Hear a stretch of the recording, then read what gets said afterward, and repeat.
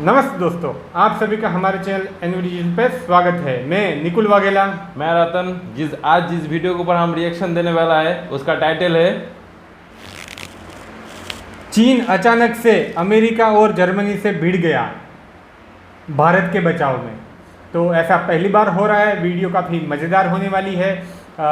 चीन जो है कभी इंडिया को सपोर्ट नहीं करता।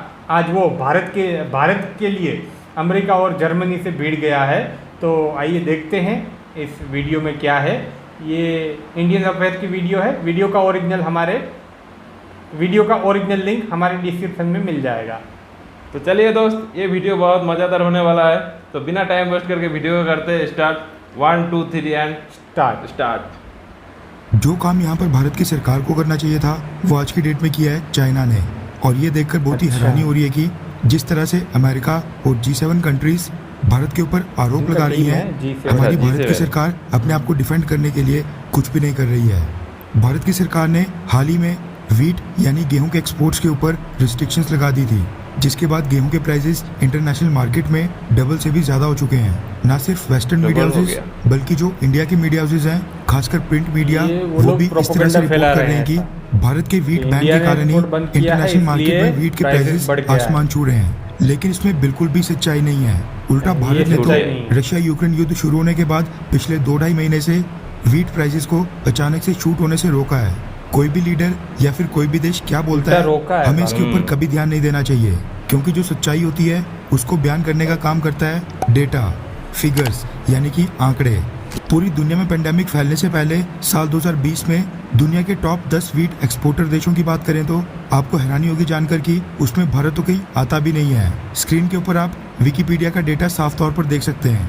साल 2020 में सबसे ज्यादा वीट बेचने वाला देश था रशिया, उसके बाद अमेरिका, उसके बाद कनाडा, उसके बाद फ्रांस, फिर यूक्रेन, उसके बाद ऑस्ट्रेलिया और उसके बाद जर्मनी। कहने का मतलब है कि इंटरनेशनल वीट मार्केट में इस साल से पहले तो भारत का वीट परचेज भी नहीं किया जाता था।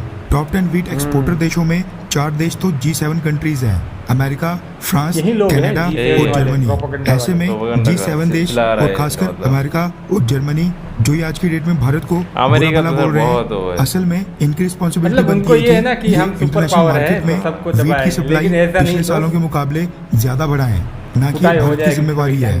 यहाँ तो भारत ने रातों रात आकर यूक्रेन और रशिया के वीट की शॉर्टेज को उल्टा कम करने की कोशिश की है, जबकि पूरी दुनिया में नैरेटिव ये फैलाया जा रहा है कि भारत के वीट एक्सपोर्ट बैन करने के कारण पूरी दुनिया में ग्लोबल फूड क्राइसिस पैदा हो रहा है। जबकि सच्चाई ये है कि भारत ने अपने वीट एक्सपोर्ट्स के ऊपर रिस्ट्रिक्शंस पब्लिकली बोलकर लगाई है, जबकि अमेरिका, फ्रांस, कनाडा और जर्मनी समेत बाकी यूरोपियन देश जो दुनिया के टॉप 10 वीट एक्सपोर्टर्स में आते हैं, उन्होंने तो चुपचाप साइलेंटली वीट एक्सपोर्ट्स को कम कर दिया है और ठीकरा भारत के ऊपर थोप दिया है, जो कि पिछले साल तक top 10 wheat exporting countries by price और बाय वैल्यू दोनों ही लिस्ट में नहीं आता था।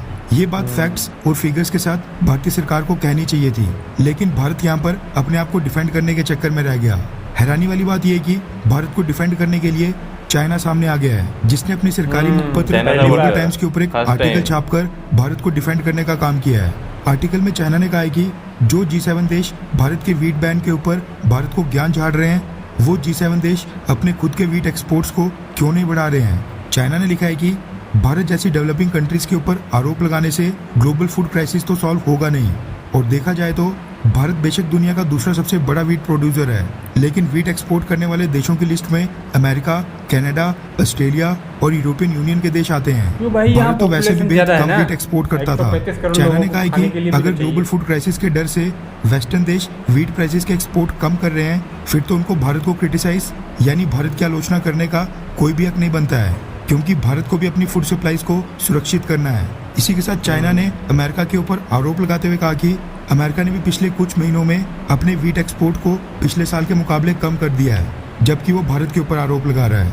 चाइना तो खैर भारत को डिफेंड इसलिए भी कर रहा है क्योंकि चाइना के अंदर दोबारा से कोविड-19 फैलने के कारण उसकी हालत खुद इस समय काफ़ी नाजुक है और कल को उसको भी बाकी देशों की तरह भारत से वीट परचेज करने के लिए लाइन में लगना पड़ सकता है। लेकिन एक बात यहाँ पर इम्पोर्टेंट हो जाती है, वो ये कि इस मुद्दे के ऊपर भारत सरकार को भी अपने आप को उतने ही एग्रेसिव तरीके से डिफेंड करना था जितने एग्रेसिव तरीके से हमने रशियन ऑयल खरीदने पर अपने आप को डिफेंड किया था, क्योंकि भारत तो पिछले साल तक टॉप 10 वीट एक्सपोर्टर देशों की लिस्ट में आता भी नहीं था। और जो देश आते हैं टॉप 10 में जैसे आते भी नहीं अमेरिका, है, फिर भी कनाडा, एडवर्टाइजमेंट लगा फ्रांस रहा है और जर्मनी, इंडिया के ऊपर। इन सब देशों ने भी ये नैरेटिव सेट कर दिया है कि भारत के वीट एक्सपोर्ट बैन के कारण ही इंटरनेशनल मार्केट में वीट प्राइसेस बढ़ रहे हैं और ग्लोबल फूड क्राइसिस पैदा हो रहा है। जबकि सच्चाई ये है कि एक तो ये देश पिछले साल के मुकाबले खुद ही कम वीट एक्सपोर्ट कर रहे हैं, जबकि भारत ने तो पिछले 2 महीने तक वीट प्राइसेस को कंट्रोल में रखने का काम किया। और देखा जाए तो भारत तो फिर भी गवर्नमेंट अप्रूवल के साथ वीट के ऑर्डर्स अभी भी ले रहा है। खैर, आपको क्या लगता है कि वीट एक्सपोर्ट के ऊपर रोक लगाकर क्या भारतीय सरकार ने बिल्कुल सही किया, हाँ या फिर ना? सही नीचे किया। कमेंट करके अपनी राय जरूर बताएं। तो चलिए दोस्तों, ये वीडियो यहीं पे होती है ख़त्म। तो वीडियो में क्या था, वीट एक्सपोर्ट के बारे में बुरी तरह से हमें समझ आ गया है।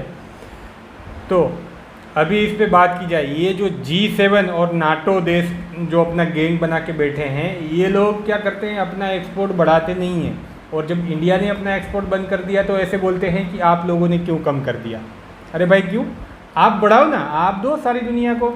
ये तो सिर्फ अकेला इंडिया को बोल रहा है कि आपकी वजह से पूरे वर्ल्ड में क्राइसिस आ गया है, फूड प्राइसिस बढ़ गया है। ये लोग ना वो दोगली नीति वाले हैं, ठीक है। ये क्या सोचते हैं कि हमें इंडिया की तरफ से ज़्यादा गेहूँ मिल जाए और हम यहाँ पे मज़े लें, क्योंकि उनको सस्ते मिल जाते हैं, बाकी कंट्रियों से बड़े महंगे मिलते हैं। सबसे हरामी तो अमेरिका है, सबसे हरामी। अरे ये है क्या, वहाँ हरामी है एकदम। जो होता है ना वो रंग बदलने वाला, क्या बोलते हैं, गिरगिटी